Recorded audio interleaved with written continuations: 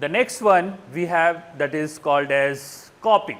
Suppose I want to copy any data and keep it in separately Excel sheet, then how can do that?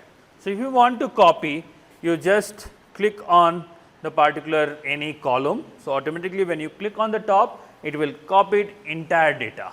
So, whatever, if I click only order ID, you can see that I have clicked here, it is entire column. That means, whatever 9994 rows of the data for the particular column is copied. So, not all the rows, only column details, and you can just for copying you know very well.